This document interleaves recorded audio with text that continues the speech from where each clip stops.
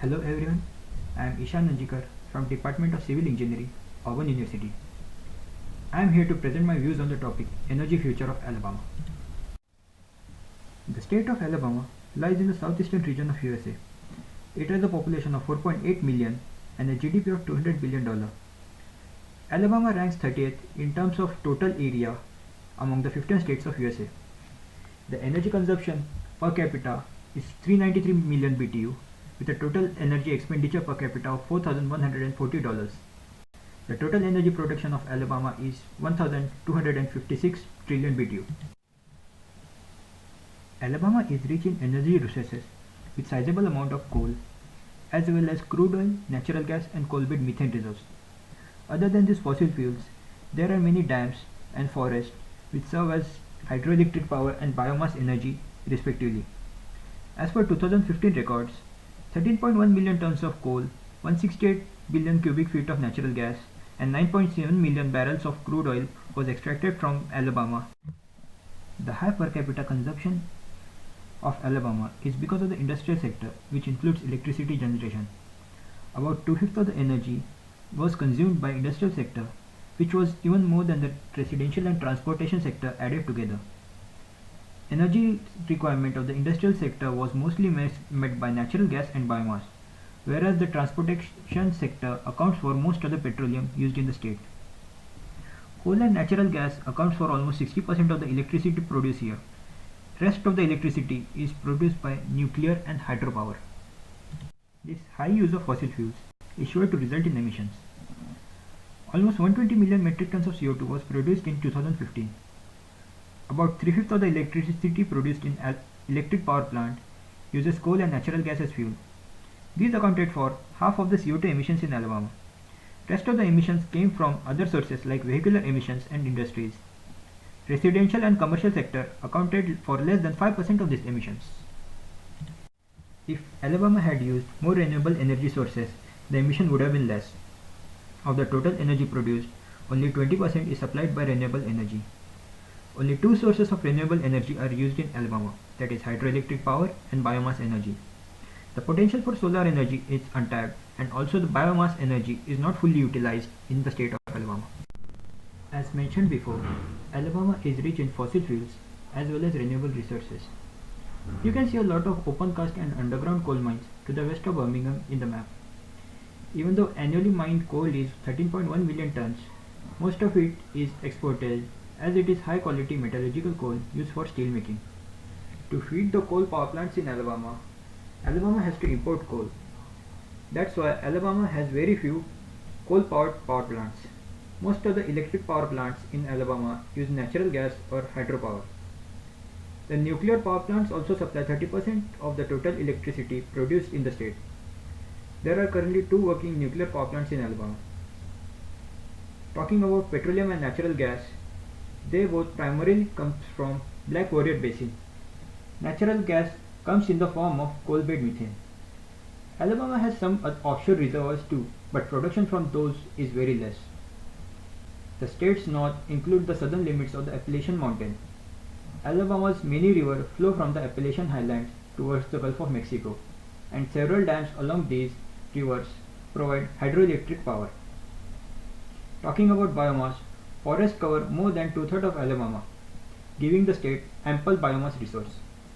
Even with this huge resource, there are only a few number of biomass processing units. Also, since farming is very negligible in Alabama, the production of biofuels is zero. They just produce biodiesel from multiple feedstocks. Alabama also lacks in wind as well as geothermal energy resource. Geothermal resources in Alabama can be used for small scale heating of water up to 50 degrees Celsius.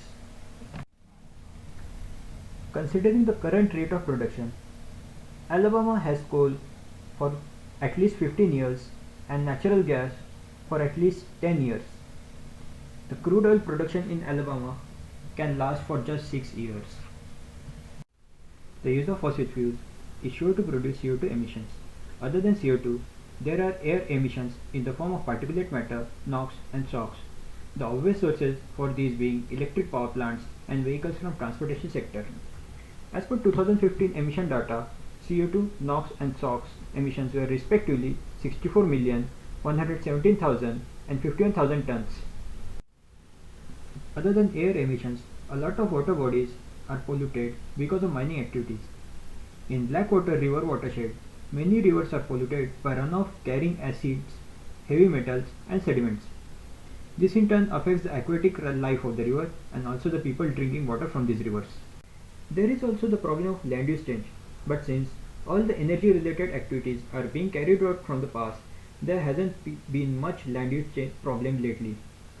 But there are problems related to hydroelectric power generation. Not only a lot of land has been submerged because of dams, but a lot of aquatic species has gone extinct. A lot of aquatic animals lost their feeding and spawning grounds because they can't travel upstream. As per Bain rains, the dam became choke points, robbing the system of nutrient, floodplain building sediments, and for many creatures, the basic ability to reproduce. Unconventional use of natural gas has not only increased the CO2 emissions but also affected the local and regional air quality. The natural gas use also results in CO2 emissions which are as high as that of coal. Reminding again, the main aim of this project is to predict future energy demand. The future energy demand is going to be based on future energy population. As per US Census Bureau and Center for Business and Economic Research, the projected population for 2030 is 5.1 million, an increase of 6.25% from the 2015 level. As can be seen from this graph, the trend for energy demand has seen many ups and downs throughout the history. It is really difficult to predict the future energy demand from these graphs. So one way of predicting the future energy demand is to assume same increase as that of population for the energy demand. So considering the same percentage of increase in energy demand as that of population, the net energy demand from all sectors may go up to 1440 trillion BTU in 2030. For finding per capita energy consumption, we need to factor in losses too. We are sure that with passing time, we are able to come up with new technology and methods to increase power plant efficiency and reduce losses at various stages of energy production. As a result, the per capita energy demand is sure to reduce. Currently, losses from energy use comes about 50%. A practical achievable target is reduction of losses to 30%. Considering this, per capita energy consumption comes about 367 million BTU. The future of energy sector is renewables. To reduce emissions and move towards green economy, the dependence on fossil fuel has to be reduced and the share of renewable energy sources has to be increased. In case of Alabama, potential for solar and biomass energy is tremendous. Currently, Alabama has less than 5 large-scale solar power plants. Energy profile of 2030 will have an increase of 80 trillion BTU of energy as compared to that of 2015. For the 2030 profile, we have considered two things. One is to reduce the share of fossil fuels and second is to reduce the share of renewables. We have increased the share of renewables from 20% to 33%. Also, the share of nuclear power plant is going to increase as there is a third nuclear power plant that is under construction, which we are assuming to be complete by 2030. Among the renewable, the use of solar energy is going to increase. The share of solar among renewable is going to reach 21%. It is possible because there are many companies planning to set up large-scale solar power plants in Alabama. Also, there are policy changes and incentives for the use of solar power.